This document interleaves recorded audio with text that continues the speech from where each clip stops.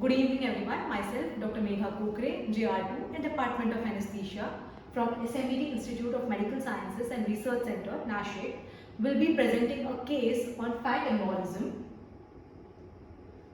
So this is a case of embolism in a patient undergoing open reduction internal fixation with nailing for bilateral femur shaft fracture, where we are suspecting the patient to be having fat embolism.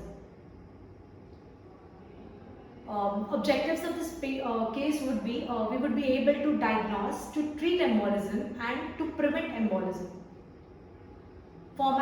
Basic format for this case presentation will be including case presentation, pre-anesthetic checkup, pre-operative assessment, intraoperative event that took place while doing the surgery, the interventions we took after the event being occurred, outcomes after the interventions done, and what was the post-operative assessment we did in this case.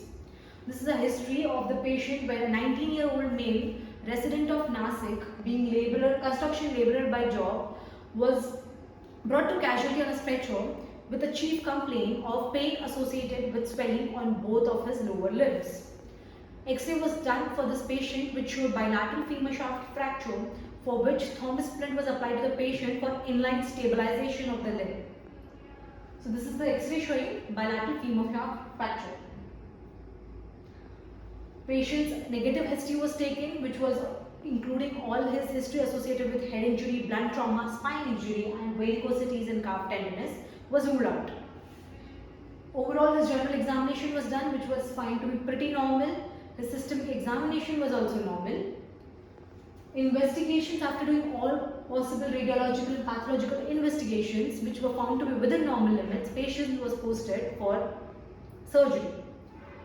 And after his thorough pre-anesthetic checkup and pre-operative preparation, patient was shifted to operation theatre, where the plan of anesthesia, which was already being decided, was executed of giving combined spinal and epidural anesthesia to the patient.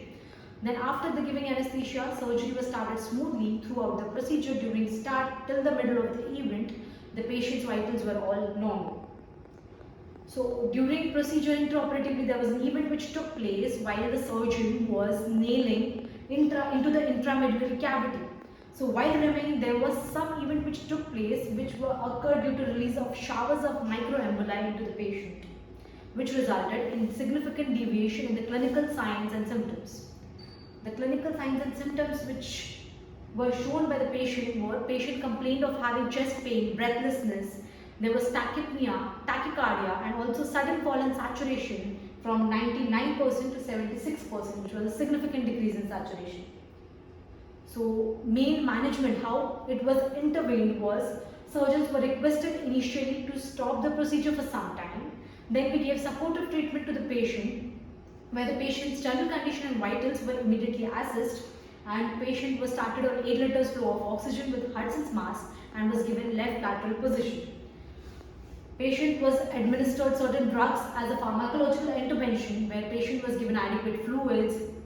Patient was also given antihistaminics, bronchodilators, steroids and anti-inflammatory drugs, and also dextran as a pharmacological intervention. After which, this is a table showing vitals of the patient right from the start of the procedure till the mid of the event in the red row, showing the vitals of the patient significantly deranged, and within few minutes the vitals in the green row was stabilized after necessary pharmacological intervention which was done by us.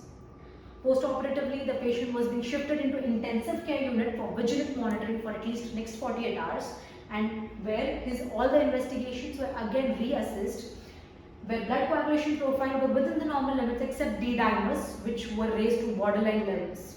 We also advised patient for CT pulmonary angiography so that we can come to a conclusion what kind of emboli it was, but we could not do it as the patient was not affordable for the investigation. So conclusion of this case, in this case, patient who had complaint of hypoxia, tachypnea, hypotension and tachycardia with borderline increase in D-dimers was supposedly having acute non-massive microemboli. Most probably the patient had an intraoperative event of all the symptoms and signs while remaining the intramedullary cavity of femur. We suspected to be most probably a fat microemboli which got resoluted and dissolved after necessary and immediate pharmacological intervention by us.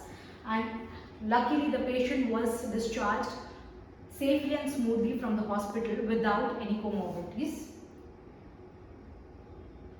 Thank you for calmly and patiently listening.